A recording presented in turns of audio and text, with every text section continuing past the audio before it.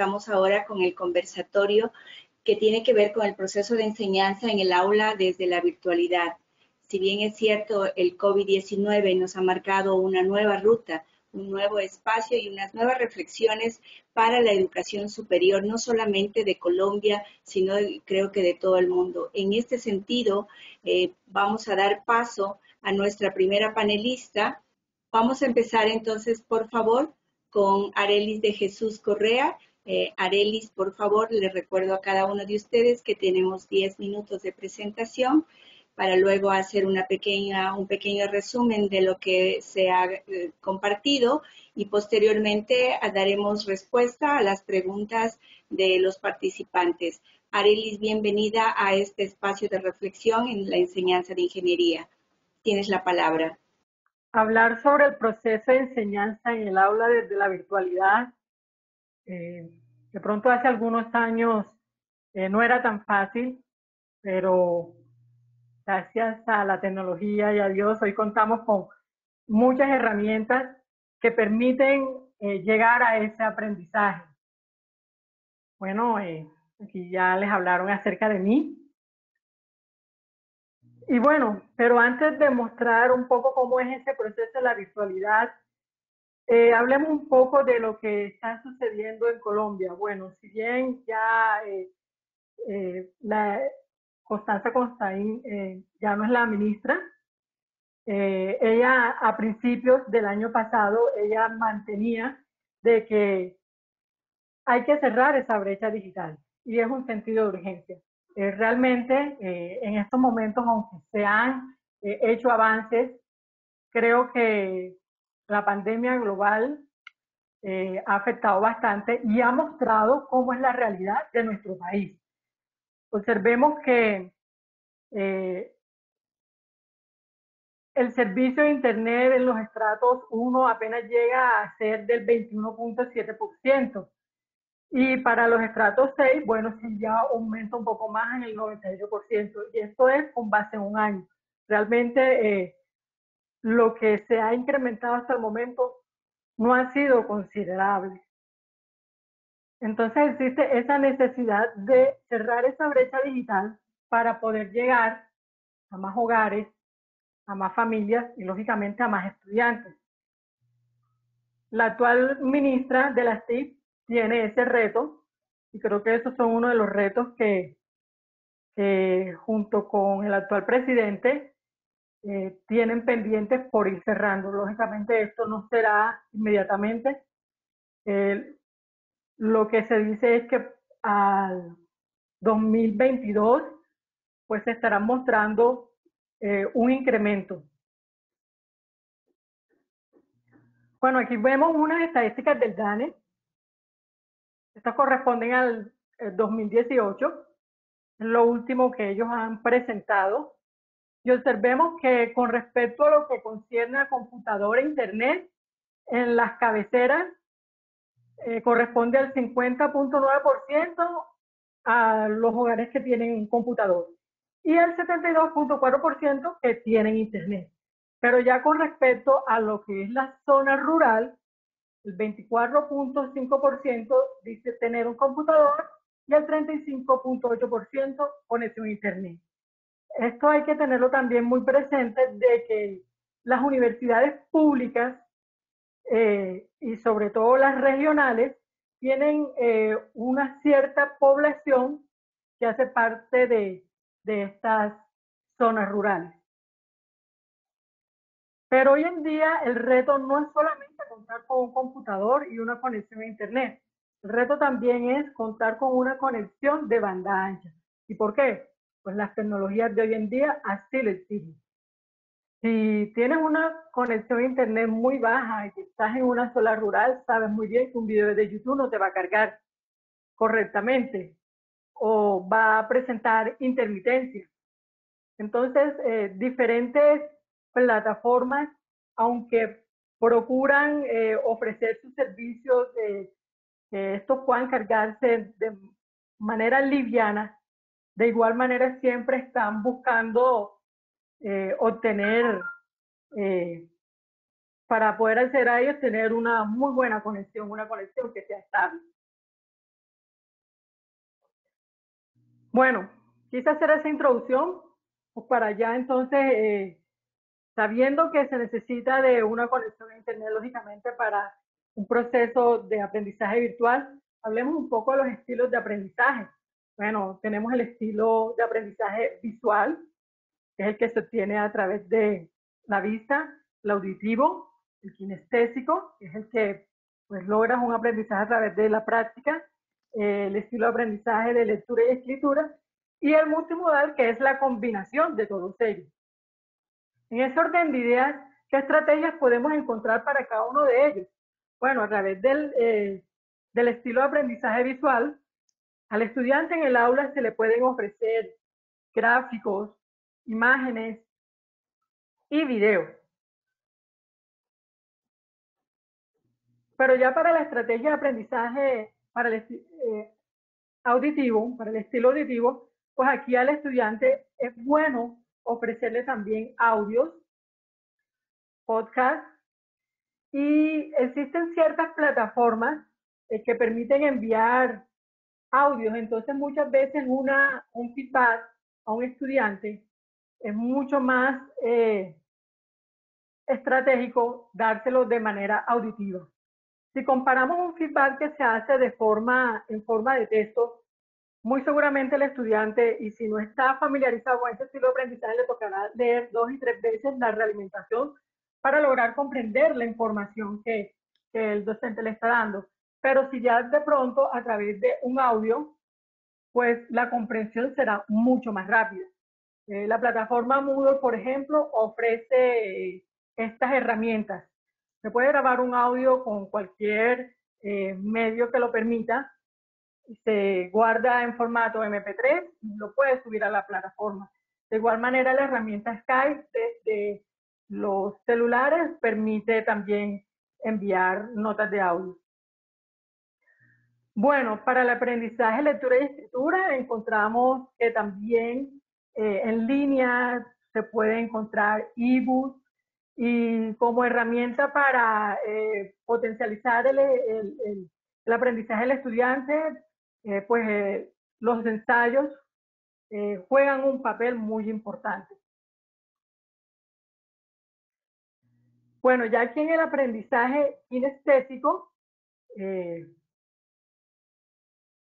importante, por ejemplo, los laboratorios virtuales, los simuladores, sobre todo en la enseñanza de la ingeniería, donde sabemos que no todo es teoría, sino que hay que poner en práctica esa teoría. Bueno, ¿y cómo podemos innovar en la educación de la ingeniería? Bueno, ya no basta solamente con aprender y conocer las tecnologías de la información y la comunicación.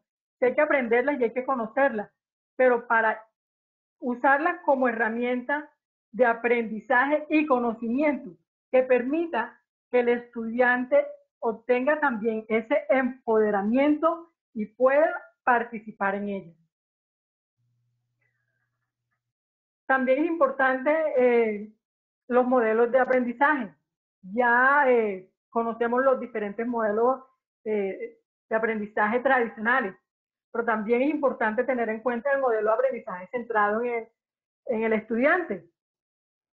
Aquí el estudiante es el protagonista de su aprendizaje, mientras que el docente resulta siendo un facilitador, un mediador. Pero también está el modelo de desarrollo integral. Observemos las características aquí del docente virtual. Debe ser empático, cordial, debe tener una capacidad de escucha, debe ser flexible, tener una clara comprensión del aprendizaje, facilitar la construcción del conocimiento y, sobre todo, investigador.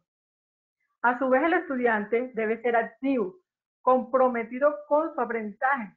Lógicamente, debe tener una motivación intrínseca y constructor de su conocimiento. Por último, para lograr una buena enseñanza mediante la virtualidad, les ofrezco las siguientes recomendaciones. Es bueno que la institución cuente con laboratorios de simulación, que exista una política de transformación digital. Lógicamente, plataformas académicas que permitan este aprendizaje, esta interacción entre los estudiantes y los tutores. Debe contarse también con un sistema de videoconferencias. Aunque no está muy utilizado, el blockchain es una muy excelente herramienta que yo sé que a futuro va a generar grandes beneficios, sobre todo en lo que está relacionado con la autenticación. De igual manera, la implantación de la analítica para el levantamiento, cruce e interpretación de los datos, y poco a poco también se irá viendo la implementación de la inteligencia artificial para el aprendizaje. Por ejemplo, existen software que, de acuerdo a estos estilos de aprendizaje del estudiante, se generan contenidos personalizados y de igual manera el feedback que el estudiante necesita. Bueno, esto ha sido todo. Muchísimas gracias por tu valiosa participación, Arelis, y todos los elementos que nos pones en consideración para la reflexión. Ahora damos paso a Homero Mursi, de Virginia Tech. Él es ingeniero industrial con maestrías en ingeniería industrial, administración de negocios y doctorado en educación e ingeniería. Tiene 15 años de experiencia internacional y ahora nos viene a comentar sus valiosas experiencias de igual forma para continuar en la reflexión de la innovación en la formación de ingenieros. Por favor, Homero, tienes la palabra. Muchas gracias. ¿Pueden ver mi pantalla? Sí. Perfecto. Bueno, gracias por la invitación. De verdad, muy contento de estar participando en este evento tan importante. Hoy queremos hablar de cuáles son estos retos y oportunidades en términos de la enseñanza que se nos impuso con esta pandemia que estamos viviendo.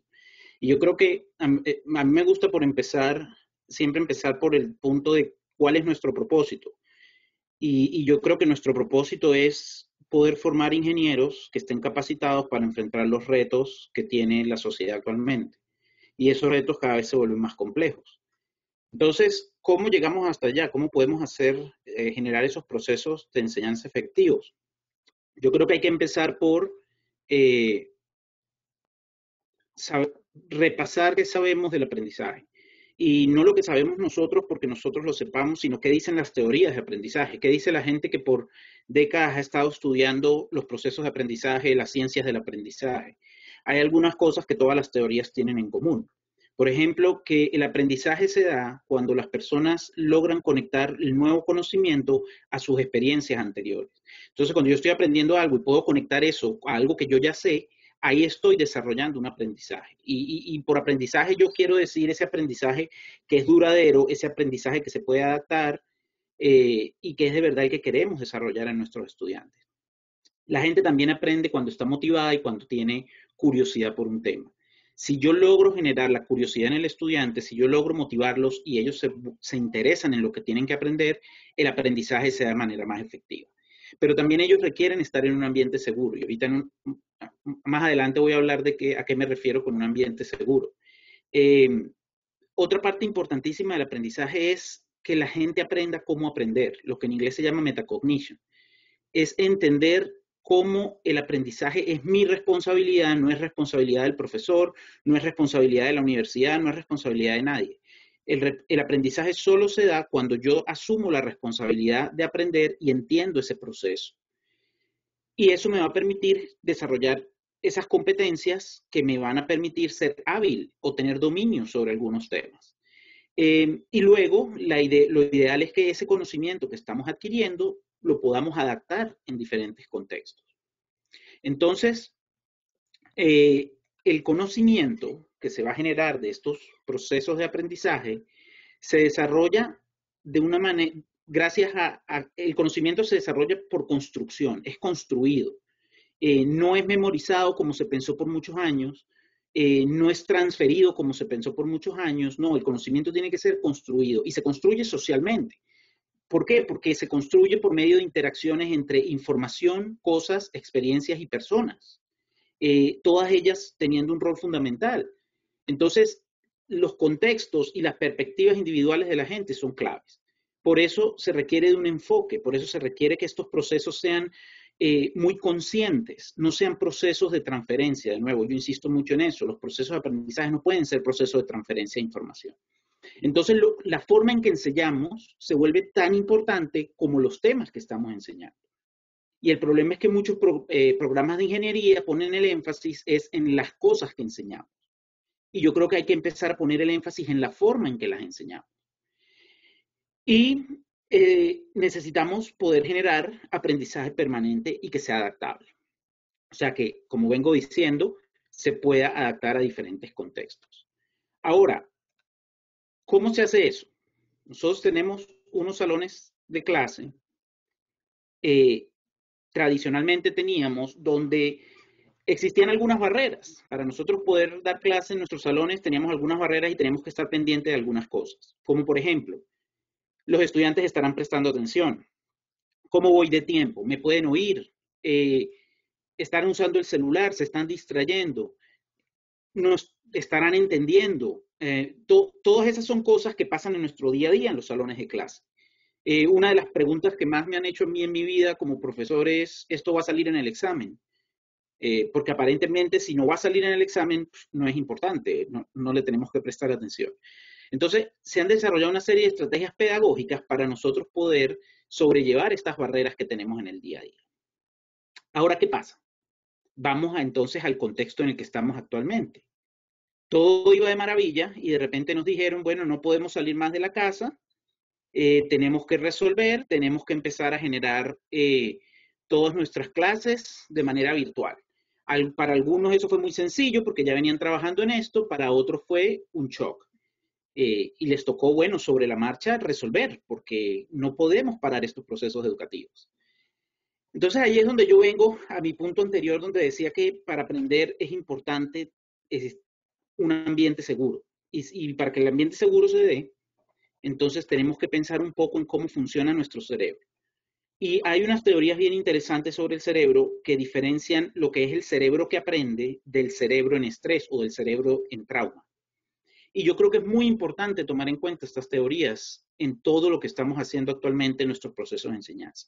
Porque un cerebro aprendiendo es un cerebro que está en disposición de conocer las cosas nuevas, de recibir nueva información, de entender de diferentes maneras, de tener el panorama completo de todo y hacer conexiones. Ese cerebro genera emociones asociadas con la paz, con el interés, con esa satisfacción de logro, incluso acepta los errores. Ahora, un cerebro en estrés, un cerebro en trauma, está completamente enfocado en los riesgos. Es muy difícil que pueda abrirse a cosas nuevas. Es muy difícil que tolere la ambigüedad. No existen matices, todo es blanco o negro. Hay muchísimo miedo a cometer errores porque el error está asociado con ese proceso traumático. Entonces, todas las emociones de este cerebro van alrededor de miedo, pánico, estrés, mucha predisposición. Todos los procesos son muy tensos. Entonces yo creo que eso es sumamente importante para que reflexionemos no solo desde el punto de vista del estudiante, sino también desde el punto de vista de los profesores. Entonces, ¿recuerdan lo que les acabo de decir de los retos de un salón normal? Bueno, ¿cuáles son nuestros retos cuando estamos en la virtualidad? Todos los retos que teníamos antes, que son los mismos, están distraídos, están prestando atención, esto va a salir en el examen, me podrán oír bien, el micrófono estará funcionando, estarán entendiendo. Todos esos retos siguen igual y ahora empezamos a sumar nuevos retos. Mi familia, mi amigo, mi novia, mi hermano le dio COVID. Imagínense ese estrés. Llevo 2 meses, 3 meses, 6 meses encerrado. No he visto la luz. Ya no puedo una reunión más de Zoom, ya no doy más, estoy saturado de eso. Mi conexión a Internet no sirve, ya acabamos de ver una presentación que hablaba de la importancia del acceso a Internet. Y nosotros tenemos que reconocer que no todo el mundo tiene el mismo acceso, incluso cuando no es algo tecnológico. Incluso hay personas que tienen acceso a una buena conexión a Internet y aún no tienen acceso a una buena educación virtual. ¿Por qué? Porque hay un niño gritando en la casa, porque hay un hermano peleando con él, por millones de razones. Nosotros como instructores también padecemos las mismas barreras. Cuando se cae Zoom en el medio de la clase, cuando mi hijo empieza a llamarme para que lo ayude con las tareas y yo estoy en una clase o en una reunión importante, todas estas cosas son parte de nuestra realidad. Y yo creo que nos ha costado un poco entender que eso está sucediendo. Entonces, ¿Cuál es mi opinión o qué pienso yo que debe ser el enfoque de nuestros programas de enseñanza en ingeniería? Lo primero y lo más importante es que tenemos que reconocer el lado humano de esta situación y ser solidarios. Volvamos y mantengamos presente el cerebro en trauma, el cerebro en estrés. Yo creo que es un momento realmente único e importante para reflexionar cuál es el valor de las clases que estamos dando y qué es lo que verdaderamente importa. Y entonces ponernos a pensar, ¿en verdad lo que importa es que me entreguen la tarea el martes a las 6 de la tarde? ¿O en verdad lo que importa es que tengamos una conversación en grupo sobre el tema que estamos discutiendo y ver cómo conectamos ese tema a los riesgos del COVID? Pensemos en el tipo de competencias que están generando nuestras clases. Esas competencias se pueden replicar en situaciones de emergencia como las que estamos viviendo. Esas competencias, ¿cómo van a ayudar a los ingenieros a contribuir a la solución del problema? Estamos en un momento único que yo creo que, a pesar de los muchos riesgos que tenemos, hay que sacarle provecho. Y lo más importante, tomemos esto como oportunidad para repensar los modelos educativos. Yo he visto muchísima gente que lo que está tratando es de replicar la experiencia presencial virtualmente. ¿Por qué tenemos que replicarla? ¿Por qué no podemos transformar y crear una revolución educativa donde estemos cambiando los paradigmas tradicionales, donde nos enfoquemos en lo que de verdad importa? Porque hemos visto que el mundo se adaptó a esta emergencia.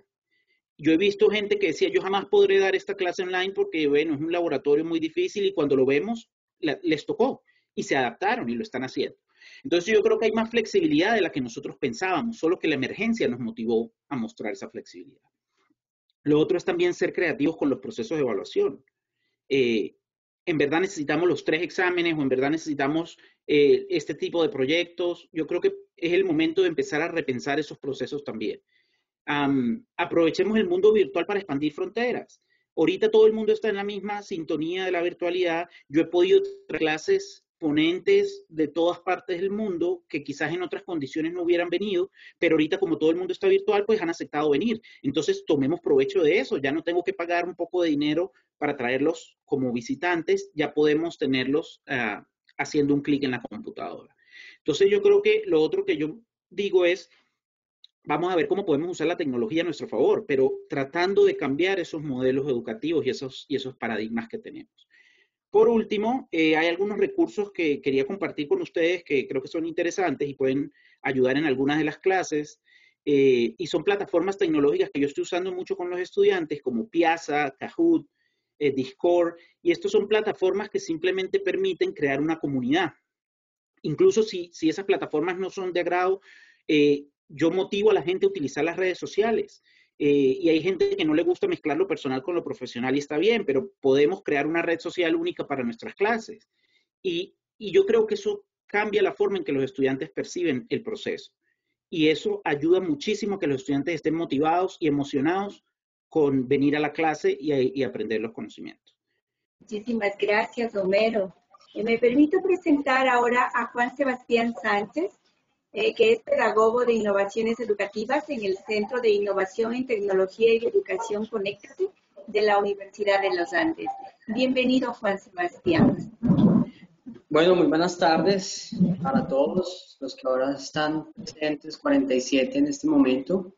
Entonces, quisiera comenzar un poco dividiendo, o más que dividiendo, es pensar los retos que tiene la virtualidad en 2 componentes que entre sí se deben integrar porque son igual de importantes. Si estamos hablando de lo tecnológico y de lo pedagógico. Esto es un modelo muy Conéctate, que es el centro de innovación en el que trabajo en los Andes. Y es importante tener en cuenta que, señor dicho, uno no podría ser sin el otro. Entonces, para comenzar, en un artículo reciente que hice con Keili Quiroga de la Universidad Católica de Chile, identificamos una serie de desafíos tecnológicos que Latinoamérica y el Caribe en este momento están teniendo. Entonces, es importante tener en cuenta que la infraestructura tecnológica en la cual están nuestros estudiantes, por supuesto que es una barrera. Entonces, el BID, por allá en la publicación de 2019, pudo mostrar una serie de resultados sobre el índice de desarrollo de banda ancha en la región. Al respecto, pues digamos que aunque la brecha de Latinoamérica y del ha disminuido respecto a los países de la OCDE, pues digamos que tener 4.64 de 8 puntos en nuestra región versus 6.27 puntos que tiene la OCDE, pues no es muy alentador que digamos. Entonces esa es una primera falencia que debemos tener en cuenta. Países como Chile, Brasil y Costa Rica, pues son los que mejor índice tienen, y pues digamos que en los últimos puestos nos encontramos a Nicaragua, Venezuela y Bolivia. Otra cosa que debemos tener en cuenta es el porcentaje de hogares con computadora. La CEPAL, en la última versión que hizo de este estudio, en 2017, encontró que aproximadamente Latinoamérica y el Caribe está en promedio en el 45% de hogares con computadora. Si se dan cuenta, menos de la población de nuestra región cuenta con un computador. Una brecha que, sin duda, como decía Arelis, una brecha digital que no solo pasa en Colombia, pasa en toda la región. Respecto a lo pedagógico, es muy importante también tener en cuenta tanto los estilos de aprendizaje como los métodos de enseñanza. Este es otro artículo que logramos desarrollar con unos, digamos, colegas de El Salvador y de otros países de la región. Es bueno que entendamos que la enseñanza, mejor dicho, que en la presencialidad existían como dos cosas que eran típicas. Por un lado, los profesores estamos teniendo en promedio transmisiones unidireccionales del conocimiento. Entonces vemos profesores que son muy expositivos, que están muy centrados digamos que en la transmisión de los saberes disciplinares. Y cuando tenemos este tipo de métodos de enseñanza, vemos estudiantes que, digamos que lo único que les importa es apropiarse del contenido más que adquirir capacidades, es decir, más que usar ese conocimiento que están adquiriendo para generar nuevos conocimientos y aplicarlos. Y por eso vemos estudiantes también que toman apuntes, digamos, copiando literalmente del docente. Son prácticas que en la virtualidad, pues como decía Homero, no podemos seguir replicando. Respecto a los estilos de aprendizaje, debemos tener en cuenta que nuestros estudiantes de ingeniería no solamente son pragmáticos, son estudiantes que pueden ser activos, pueden ser reflexivos, pueden ser teóricos también. Y para cada uno de estos estilos, pues hay una serie de estrategias. Entonces, por ejemplo, los estudiantes activos van a preferir actividades cortas, que digamos que, claro, como les cuesta tener motivación a largo plazo, hay que motivarlos digamos, en el momento. Los estudiantes reflexivos les gusta hacer, digamos que, evidenciar esas experiencias desde muchas perspectivas, ¿sí? Para después, de manera detallada, concluir. Los teóricos, los estudiantes teóricos, buscan como que integrar los hechos en teorías coherentes y después, desde la objetividad, seguir un método riguroso. A estos estudiantes les encanta buscar y recopilar. Y por último, los estudiantes pragmáticos son prácticos, les encanta la experiencia de campo, les gusta estar constantemente tomar decisiones y resolver problemas. Entonces, la estrategia sin duda es practicar. Ahora, en la virtualidad, lo más importante, además de tratar de adecuarnos a los estilos de aprendizaje tan diversos que hay, y obviamente, claro, los que mencionaba Arely son otro tipo de clasificación que también es importante. La virtualidad, lo más clave es la interacción. Debemos tener en cuenta que el aprendizaje no sería posible si una persona no ayuda a otra a desarrollar sus conocimientos. La educación debe ser entendida como un proceso comunicativo que es colectivo. Esta interacción en los entornos virtuales se da según los actores que participan y los propósitos educativos que planteamos. Respecto a los actores, nos damos cuenta que la interacción puede ser estudiante-estudiante o estudiante-profesor. En este tipo de interacción, este tipo de comunicación puede ser unilateral, es decir, de uno a todos, en el cual pues, puede pasar un diálogo que se encuentre entre, por ejemplo, estudiante-estudiante, o puede ser de todos con todos, cuando estamos hablando, digamos, de alguna actividad de debate o discusión. ¿Cómo promover la interacción entre estudiante-estudiante, estudiante-profesor? Hay que buscar siempre construir colectivamente el conocimiento. Hay que promover actividades que permitan que los estudiantes se expongan, debatan ideas, siempre respetando la diversidad de los pensamientos. Y respecto a la interacción estudiante-contenidos, es decir, esos recursos pedagógicos que estamos diseñando en el aula, esta se debe, digamos, busca mucho desarrollar la competencia para organizar, aplicar y difundir la información. ¿Cómo vamos a promover esta interacción para que los estudiantes, digamos que logren interactuar con nuestros recursos que les diseñamos?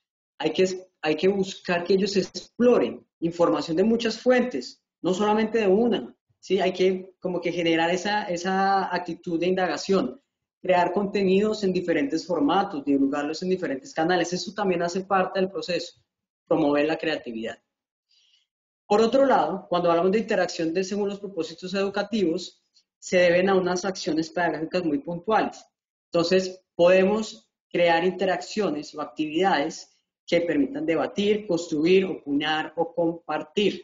Para cada una, pues hay una serie de recomendaciones. Entonces, por ejemplo, para debatir, pues los debates pues buscan un poco comunicar y defender ideas, respetando la diversidad de posturas. Construir permite que el estudiante dialogue con su par estudiante o con incluso los recursos cuando estamos buscando argumentos de autoridad de autores o de la literatura como tal.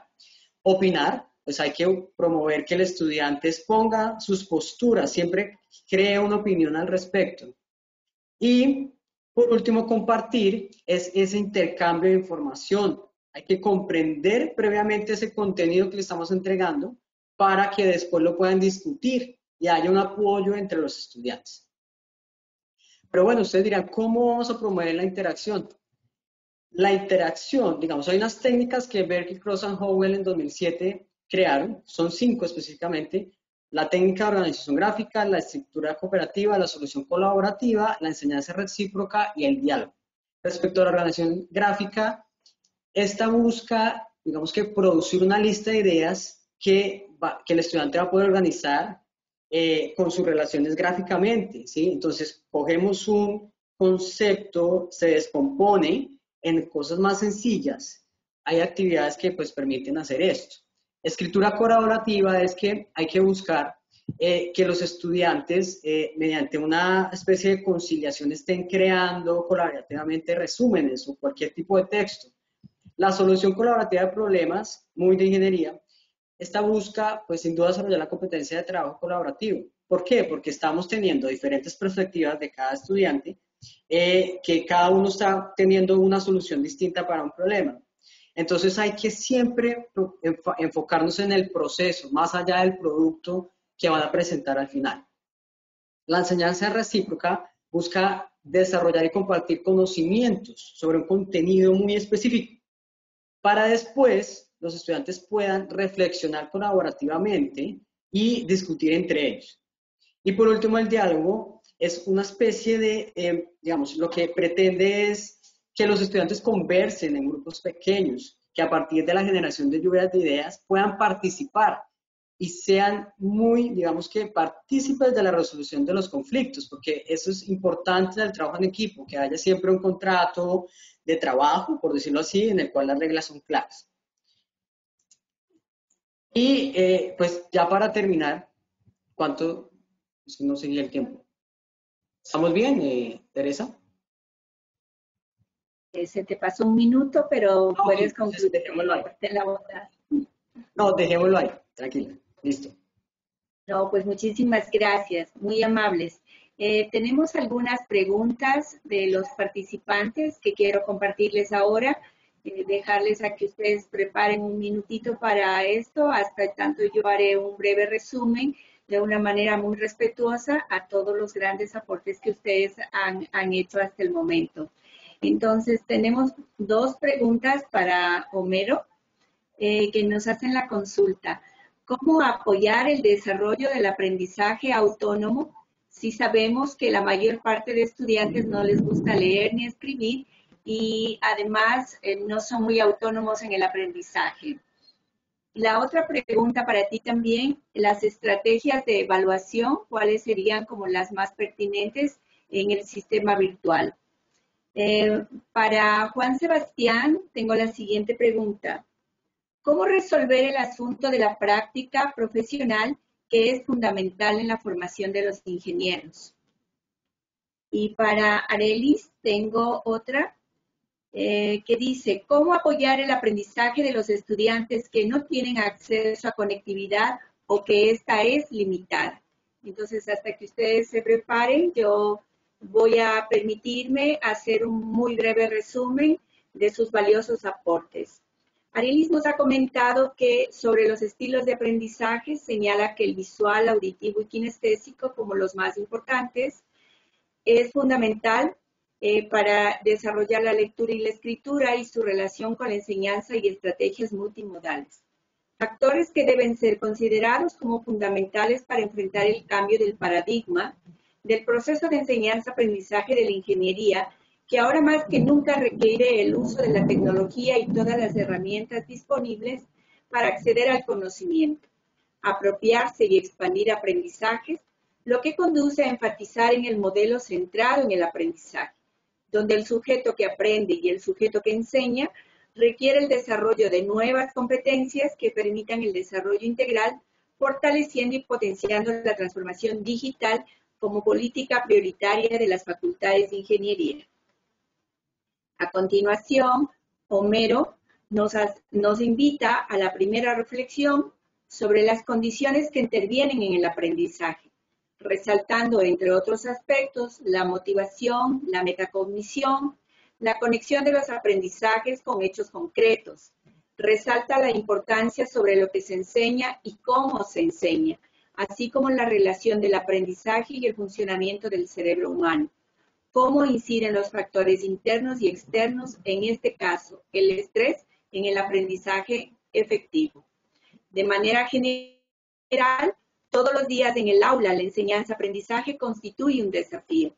En modalidad virtual se expanden las dificultades, lo que hace repensar los modelos educativos y de evaluación.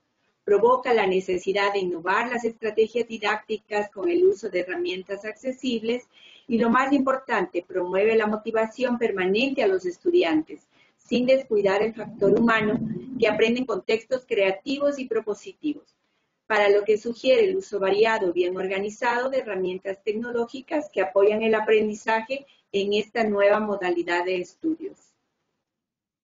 Juan Sebastián inicia con la reflexión sobre la realidad en cuanto a conectividad en la región de América Latina. De igual forma, el análisis porcentual de hogares que disponen de una computadora, dejando datos que develan, al igual que Arelis, la desigualdad e inequidad en cuanto al acceso y recursos tecnológicos de la región.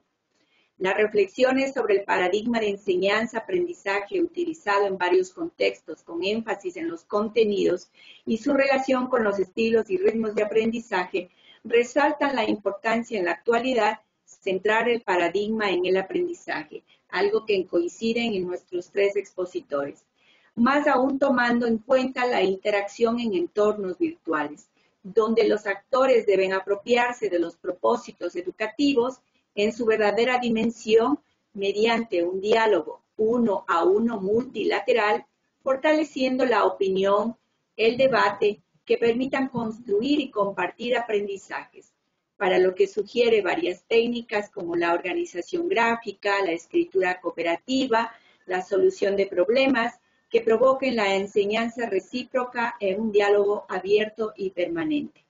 Espero haber sido por lo menos un poco fiel a sus valiosos aportes y paso por favor a Homero, que tenga la bondad de abordar las respuestas a las preguntas que ha hecho nuestro directo público.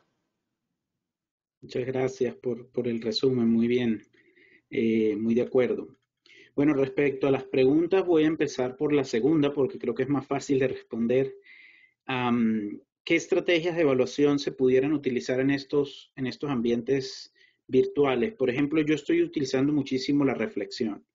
Yo creo que es importantísimo enseñar, en especial en ingeniería, porque nosotros los ingenieros tendemos a no ser muy reflexivos. Nos gustan mucho los datos, nos gusta mucho la tecnología y a veces no nos gusta pensar en las consecuencias intencionales o no intencionales de nuestras decisiones. Entonces, una de las cosas que yo creo que la virtualidad se presta para es enseñar a los estudiantes a reflexionar. Entonces, yo por lo menos les estoy pidiendo que lleven notas de cosas de su día a día que ellos puedan relacionar a la materia que yo doy. Yo doy fundamentos de ingeniería.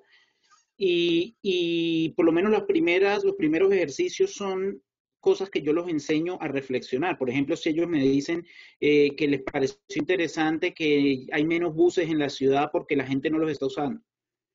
Entonces yo les digo, bueno, eso no es una reflexión, eso es una observación. La reflexión viene cuando tú empiezas a pensar por qué eso te pareció interesante. ¿Qué generó algo, el llamado de atención en ti para que ese fenómeno fuera algo interesante? Y entonces los llevamos por ese proceso.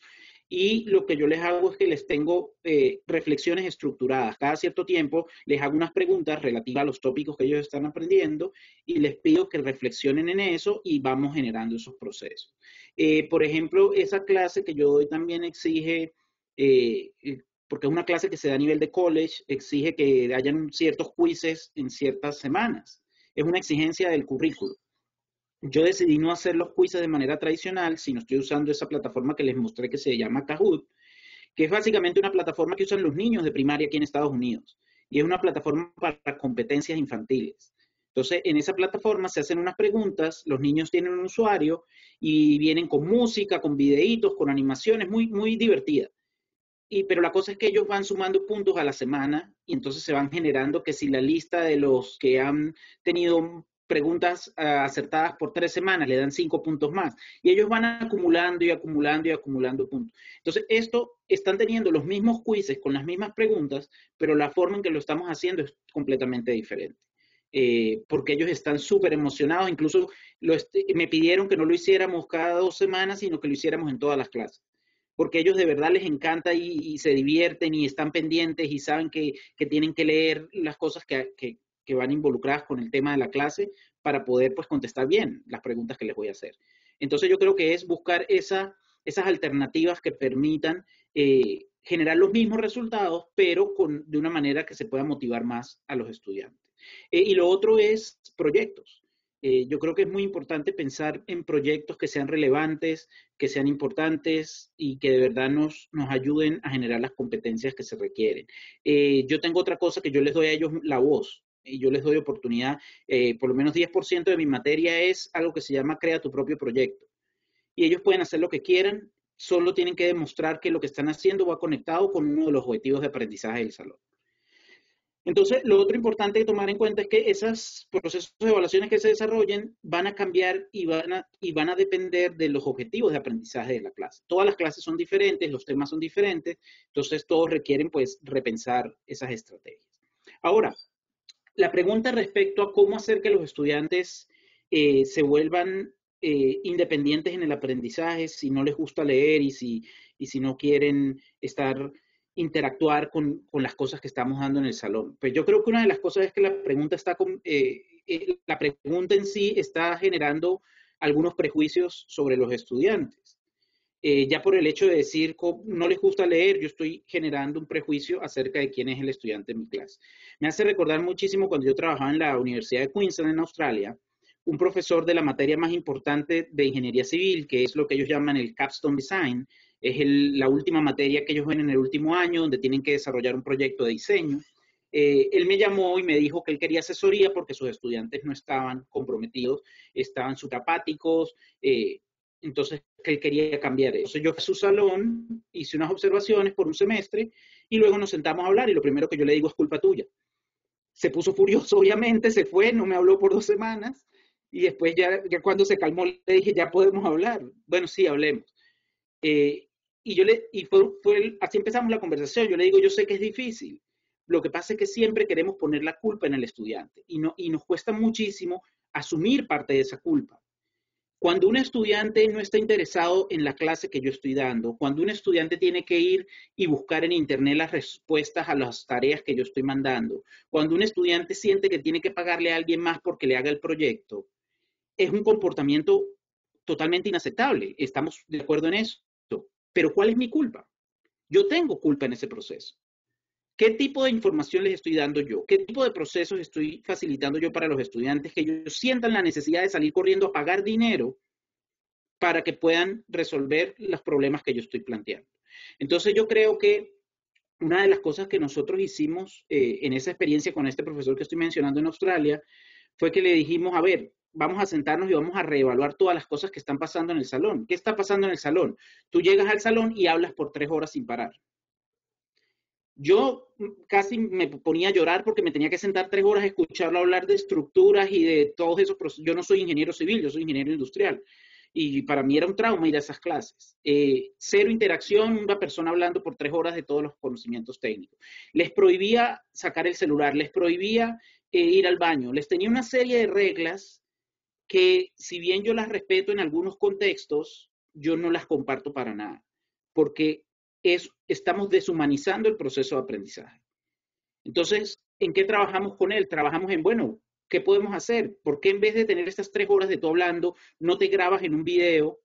Y de hecho lo que hicimos con esa clase fue que implementamos Project Based Learning. Pudimos traer un proyecto real de la ciudad para que los estudiantes de último año lo resolvieran.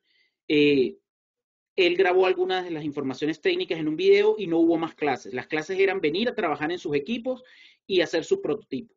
Y en eso se la pasaron todo el semestre y nunca esa clase había tenido estándares de aprendizaje tan altos que son medidos a nivel nacional.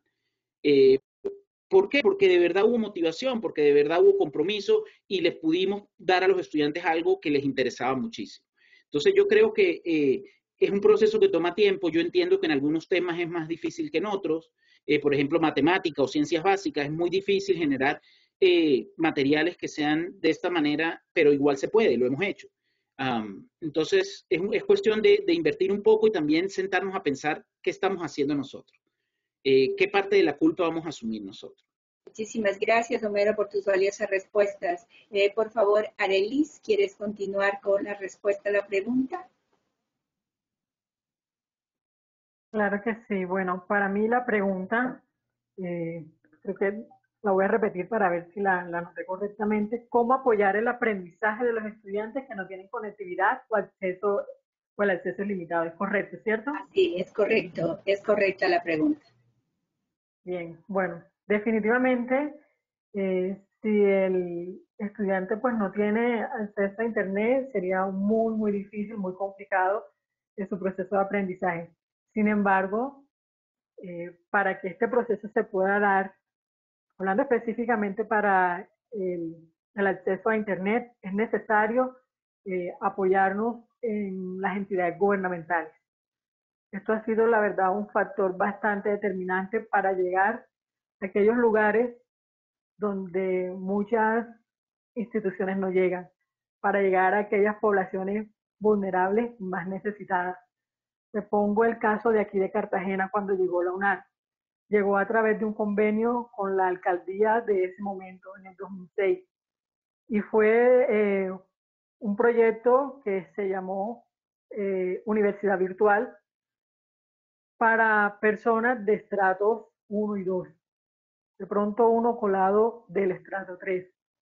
Personas que estaban, que hacían muchos años, pues ya estaban desescolarizadas. No eran chicos recién salidos del bachillerato con las altas competencias en las tecnologías de información y comunicación.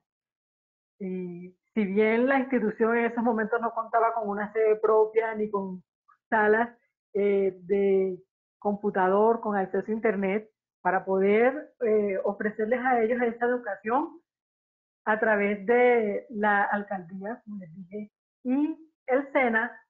En ese momento el SENA nos facilitó sus instalaciones para poder apoyar a estos estudiantes, a estos nuevos estudiantes, los cuales tenían lógicamente muchos deseos de aprender. ¿Y en qué horario nos proporcionaron ellos estas aulas? En los horarios en que solamente estaban disponibles, que eran de 6 de la tarde a 10 de la noche. En esos momentos contábamos con 2.000 estudiantes, todos becados, y todos asistían a las instalaciones de este SENA, que quedaba en las afueras, porque no todavía existe esa entidad allí, queda en las afueras de la ciudad, y todos asistían desde cualquier parte donde estuvieran viviendo. Iban a ese horario y nosotros los docentes hacíamos ese proceso de acompañamiento en el aula. Fue necesario, lógicamente, hacer un proceso de capacitación en la plataforma Moodle y, lógicamente, en el acceso a el manejo de herramientas ofimáticas, las cuales iban a necesitar para el desarrollo de sus diferentes actividades. Eso por un lado es muy importante. Y de hecho la institución, la UNAD, ha permitido poder llegar a toda clase de población a través de los apoyos de los gobiernos locales. Si no hubiera sido así, creo que este proyecto no hubiera sido tan fácil. Porque si hablamos de un estrato 6, 5 y el 3, muy seguramente puedes encontrar hogares con computador y acceso a Internet. Pero hablando de los estratos 1 y 2, como por eso fue importante las estadísticas. Pero ya hablando de contenidos, si bien en estos momentos existen muchos tipos de contenidos en línea que potencializan el proceso de aprendizaje, pues también hay que tener en cuenta el chico que está en la zona rural y que solamente se puede conectar cuando la escuela que de pronto está funcionando para eso lo permite, o de pronto que la conexión es muy limitada, pues hay que dar diferentes alternativas. Cuando hablaba de los estilos de aprendizaje, ofrecí diferentes alternativas en cuanto a cómo acceder a los diferentes contenidos. Pero realmente, si los analizamos todos, el más liviano son los textos. Entonces, lo más fácil es, lógicamente, compartir los contenidos en los diferentes formatos, pero principalmente en formato de texto. ¿Por qué? Porque son formatos que son fácilmente descargables. El momento en que el chico o el estudiante tenga 1 hora de acceso a Internet, va a descargar mucho más rápido un documento en PDF que un video. Posiblemente si trata de descargar un video, el video se le va a pausar. Entonces, esta es una buena alternativa. La plataforma Moodle también ofrece la opción de Campus Off, que permite que trabajes de manera offline y cuando tengas conexión puedas actualizar tus actividades y las puedas ir cargando. Lo que corresponde a las actividades, todo esto, pues lógicamente deben presentarse en formatos PDF para que también los estudiantes las descarguen, desarrollen todo lo que tengan que hacer de manera offline y nuevamente cuando vuelvan a tener conexión y dentro de las fechas establecidas puedan enviar su actividad. Ahora, es posible que por esto, por el mismo problema de conexión, este tipo de estudiantes no logren enviar sus actividades en las fechas establecidas. Y ahí es donde viene también lo que mencionaba, es necesario ser flexible. Esa rigidez con la que de pronto la mayoría de nosotros fuimos educados, donde si no te presentabas al parcial tenías que pagar el supletorio y era un tremendo despelote. Ya con respecto a la virtualidad, hay que tener en cuenta las diferentes situaciones del estudiante y ponernos en los zapatos de ellos y dar diferentes alternativas. Y de hecho, en estos momentos, en los momentos de que, aunque terminó la cuarentena, sabemos que la pandemia sigue, que muchas personas han quedado sin empleo, que toca compartir de pronto el único computador que hay en casa con todos los miembros de la familia, para el trabajo, para la educación. Pues hay que ser flexible, hay que entender las diferentes realidades y situaciones de todos los estudiantes. Que yo en estos momentos tenga la comodidad de tener un computador para mí y un computador para mis hijas, no todos tienen esa posibilidad. Que yo en estos momentos tenga una conexión banda ancha porque me tocó hacerme a ella debido a las necesidades, no todos tienen esa posibilidad de acceso a Internet. Entonces, ante esa situación hay que ser también un poco flexible y darles diferentes alternativas a los estudiantes para que puedan lograr su aprendizaje y cumplir con los compromisos adquiridos. Si nos ponemos a ser rígidos, realmente no va a ser fácil. Muchas gracias por tus valiosas respuestas. Por favor, Juan Sebastián. Bueno, respecto a la pregunta sobre las prácticas profesionales, yo creo que no hay una única solución. A ver, les cuento, sé que hay universidades en Colombia que pues definitivamente no fue posible lograr esa conexión con las empresas para conseguir prácticas para sus estudiantes. Entonces, lo que están implementando son proyectos de investigación, es decir, una serie de que en lugar de hacer la práctica profesional, hagan proyectos de investigación. En mi caso, que este semestre estoy asesorando proyectos de grado, lo que, digamos, a mí lo que más, digamos, mi interés disciplinar más importante es la sostenibilidad y lo social. Entonces, yo creo que no hay mejor forma de contarles, digamos, cómo diseñar un proyecto que reemplace una práctica para que sea exitoso que desde mi propia práctica docente, por decirlo así. A ver, lo que yo hago, digamos, en ese caso en el que los estudiantes usan, tienen que hacer proyecto de investigación en lugar de práctica, es seguir, pues obviamente es una metodología muy PBL, un poco como nos contaba Homero de su experiencia en Australia, pero más allá de la metodología de enseñanza PBL es la forma en la cual se está, digamos que, haciendo seguimiento al proyecto. Al respecto, yo personalmente uso mucho la metodología de CDIO, la de concepción, diseño, implementación, operación. Esta metodología, pues al ser secuencial, al ser continua, al ser, digamos que, muy diferenciada en cada una de sus etapas, es muy práctica para poder hacer seguimiento a los proyectos desde la virtualidad, ¿sí? Porque pues aún hay muchas universidades que continúan sus clases en la virtualidad. Entonces, comienza uno con la concepción, o sea, esa primera C del CDIO, en el cual el estudiante debe formular esa pregunta de investigación, debe identificar ese problema en ese contexto que definitivamente ve esa oportunidad de poder desarrollar competencias desde de sostenibilidad y de impacto social. Ahí está definiendo ese contexto del problema y después pasa al diseño. Homero. Sí, Sí, por favor. bueno, con algunos colegas de Juan Sebastián hemos estado hablando el tema ese de las pasantías y otra de las cosas que se puede aprovechar para hacer porque es muy complejo ahorita dar esos proyectos o permitir que los estudiantes tengan interacción con las empresas.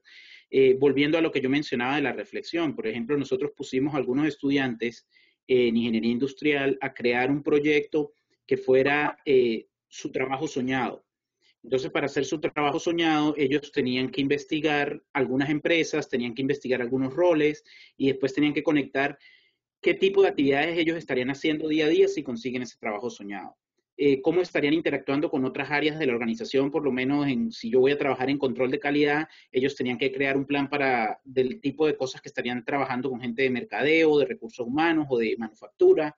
Y luego los hicimos que reflexionaran y generaran un análisis comparativo de cómo las empresas a las que ellos querían ir a trabajar se comparaban con, por ejemplo, hospitales o, por ejemplo, con instituciones políticas, gubernamentales.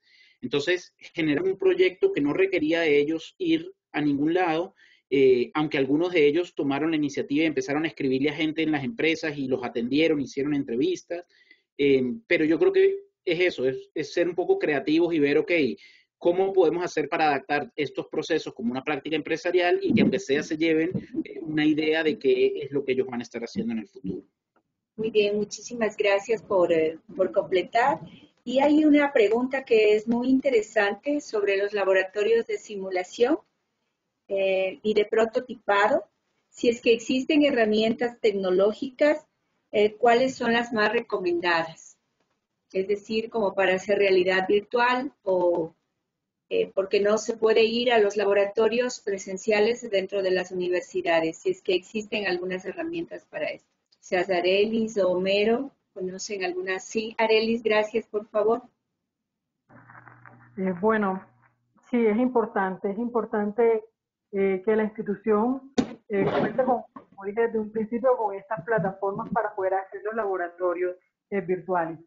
En ese orden de ideas es necesario pues establecer convenios con entidades que puedan proveer de estos servicios. Por ejemplo, una de ellas puede ser la plataforma Cisco. Sabemos que Cisco también, pues además de proveer el servicio de toda la tecnología que corresponde a las redes, también tiene una plataforma académica y puede trabajar en conjunto con las universidades. De hecho, nuestra institución en estos momentos tiene un convenio con Cisco y hay unos cursos que van desde la plataforma de ellos. Todo depende pues del programa de ingeniería al que vaya enfocado. Por ejemplo, con LabVIEW también se pueden hacer este tipo de convenios. Entonces, dependiendo la entidad, dependiendo el programa, si es ingeniería electrónica, LabVIEW, ingeniería de sistemas, el enfoque a las redes, Cisco, también con Microsoft. Microsoft también ofrece diferentes servicios, Amazon. Entonces, dependiendo del programa y el tipo de laboratorio, creo que me he ido como que más en la parte de sistemas y electrónica porque es en lo que yo me desenvuelvo. Como pudieron escuchar, soy ingeniera de sistemas. Entonces, pues, diferentes empresas del sector ofrecen diferentes plataformas para poder hacer esas simulaciones o esos laboratorios o prácticas que se requieran para un determinado programa.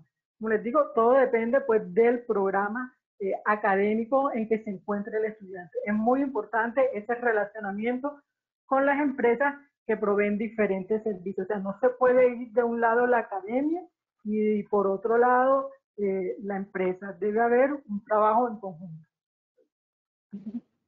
Muy bien, muchísimas gracias. Juan Sebastián, perdón, Homero, ¿tú querías aportar algo?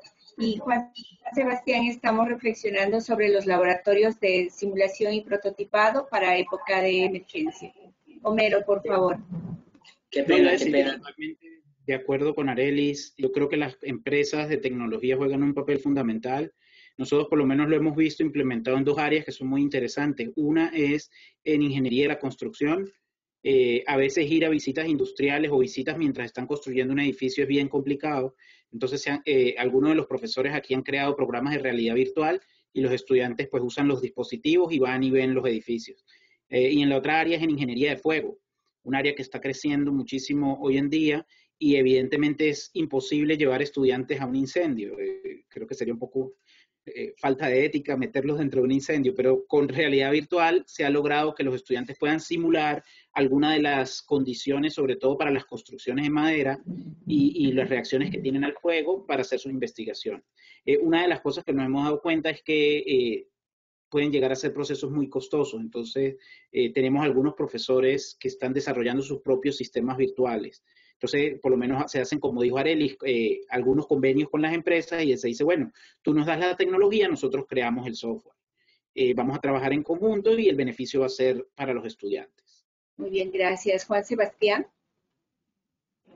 Bueno, pues desde en cuenta que la infraestructura tecnológica me jugó una mala pasada. Entonces, si estuviera en Bogotá... Está jugando la mala pasada. Sí, pero como estoy en un municipio, pues acá es diferente la infraestructura. Pues bueno, yo siento que las simulaciones son muy importantes. Yo creo que ahí hay que cuidar mucho la experiencia, ¿sí? O sea, yo entiendo que a veces puede llegar a ser alucinante para los estudiantes estar usando equipos de realidad virtual o este tipo de equipos remotos, pero la experiencia, es decir, el aprendizaje experiencial que en ese momento el estudiante está sintiendo con ese ambiente de aprendizaje que le estamos recreando es fundamental, ¿sí? Sin eso no sería posible poder, digamos que, replicar la experiencia en campo, la experiencia en presencial que tendría el estudiante. Entonces, por eso siempre hay que pensar muy bien en esos elementos visibles y elementos invisibles que estamos diseñando al crear el ambiente, ¿sí? Cuando hablo de elementos visibles, pues claramente es incluso lo que acá perceptualmente estamos viendo, ¿sí? Hay una serie de estímulos sensoriales, visuales, auditivos, ¿sí? Esos recursos que estamos proporcionando. Y como elementos invisibles, pues es ese currículo oculto, es ese currículo que estamos pensando nosotros como diseñadores del currículo, siendo profesores, es ese currículo que va a estar alineado al programa al cual pertenece el curso, ese currículo que va a estar alineado a los objetivos que estamos planteando incluso para esa actividad, ¿sí? Entonces tenemos objetivos, tenemos contenidos que se deben no limitar a ser solamente contenidos, sino que se vuelvan y se transformen en competencias, en que el estudiante esté pensando más que en memorizar, en aplicar, en desarrollar una competencia, ¿sí? Y además eso va a estar siempre alineado a la forma en la cual evaluamos, ¿sí? Que de nuevo, en este caso, por supuesto que no se va a tratar del producto. A veces nos centramos mucho en que la máquina funcione, en que el software sea, digamos que haga para lo que sea que lo desarrollaron. No, no es el producto, es el proceso. Porque precisamente, adicional al estrés que genera desconectarse, como me acaba de pasar, estamos el estrés o más que el estrés, es como la frustración de no poder estar en lo presencial. Entonces hay que hacer que esa experiencia sea muy, muy de verdad enriquecedora para el estudiante y que se aleje de esos preconceptos, de esos prejuicios de no poder estar en lo presencial. Yo creo que eso es como lo importante. Muchísimas gracias. A manera de conclusión de nuestro encuentro, de nuestro webinar sobre la reflexión de la enseñanza-aprendizaje, existe un documento muy interesante de la UNESCO, probablemente ya se lo conoce, que salió el 13 de mayo a propósito del COVID-19 y educación superior. Habla de los efectos inmediatos al día después. En ese sentido, la UNESCO nos invita a 7 elementos fundamentales de reflexión. El primero es generar un entorno político propicio a una salida de la crisis con calidad y equidad como responsabilidad de los estados. Contar con la educación superior en los planes de estímulo para la recuperación económica y social. Forjar un consenso nacional para una estrategia de fomento de la recuperación y de la innovación de la educación superior. Dotarse de un entorno normativo claro en la reapertura de las aulas y comunicarlo adecuadamente para generar seguridad. Comprometerse con la cooperación internacional. Centrar los esfuerzos en asegurar la continuidad formativa y garantizar la equidad, generando mecanismos de gobierno, monitoreo y apoyo eficiente, anticipando una reapertura tardía. Y el último punto nos habla de prepararse para varios escenarios alternativos. Con esta convocatoria que nos hace la UNESCO, nosotros, ustedes como docentes, como miembros activos de comunidades universitarias, si pudieran ustedes tener la posibilidad, ahora nos están escuchando de manera directa por el Facebook Live, y esta conferencia, esta participación también va a ser grabada y va a estar en las memorias de nuestro encuentro de la COFI, como es tradición ya de nuestra asociación. Me gustaría que ustedes, para cerrar este encuentro, pudieran dar un mensaje tanto para los profesores como para los estudiantes en este espacio de absoluta incertidumbre y, lo más importante, en donde los desafíos nos conllevan a cambiar el paradigma de una manera definitiva. Por favor, quisieran dar ustedes un mensaje de cierre. Arelis, tienes la palabra, por favor. Muchas gracias, Teresa. Bueno, mi mensaje es que no hay que tener miedo.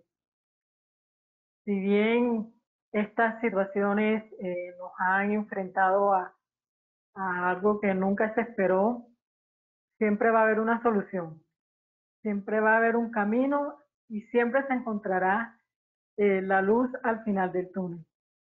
En ese sentido, las herramientas las tenemos, depende de nosotros, de nuestra creatividad como docentes, que podamos desarrollar de forma creativa y estratégica las diferentes actividades, apoyándonos en las nuevas metodologías para poder llegar a cada uno de los estudiantes y que ellos puedan lograr su objetivo, que lógicamente es obtener ese aprendizaje.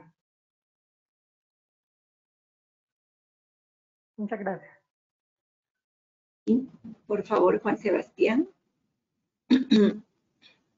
Sí. Yo creo que, de nuevo, con tanta incertidumbre los estudiantes, tanto los estudiantes como nosotros como docentes estamos muy sometidos a muchas presiones. Y lo importante acá es valorar el proceso que está llevando el estudiante, ¿sí? En los Andes hicimos un ejercicio interesante el semestre pasado de pasar las notas cuantitativas a cualitativas y nos dimos cuenta precisamente del valor del proceso, de que no era el producto final, de la nota, del desempeño, no. Se trata de cómo el estudiante está siguiendo el proceso, está cumpliendo con unos objetivos y unas metas que nosotros les proponemos. Entonces, siempre el proceso es más importante que el producto. Homero. Sí, muchas gracias. Totalmente de acuerdo con Arelis y Juan Sebastián. Quizás lo que yo quisiera agregar es lo que dije al principio, seamos humanos. Yo creo que son momentos donde la compasión, la solidaridad se vuelven más importantes que nunca. Aprendimos el valor de las cosas pequeñas en la vida. Ahora que estamos viviendo esta experiencia, sabemos lo que vale un abrazo, sabemos lo que vale poder salir a la calle a compartir con un amigo. Entonces, tengámonos paciencia también. Tanto estudiantes como profesores, todos estamos pasando por lo mismo a nivel mundial. Es importante tenernos paciencia, cuidarnos, tratarnos bien, tratar de mantener una energía positiva, porque ya estamos lidiando con bastante. Y también a los ingenieros, pensemos nuestro rol en la sociedad. Pensemos cuál es nuestro rol para resolver este problema, pensemos cuál es nuestro rol para tener un impacto positivo en la sociedad y para ayudar cuando situaciones como esta, como tú lo decías, Teresa, que pueden volver en diferentes formas y colores. Entonces pensemos cómo estamos preparándonos para contribuir cuando, no solo para esta crisis, sino para todas las que vienen. Muchísimas gracias. Sin duda, el rol de los ingenieros en la transformación del mundo no es solamente de épocas antiguas. Creo que ahora está en absoluta vigencia y es indispensable.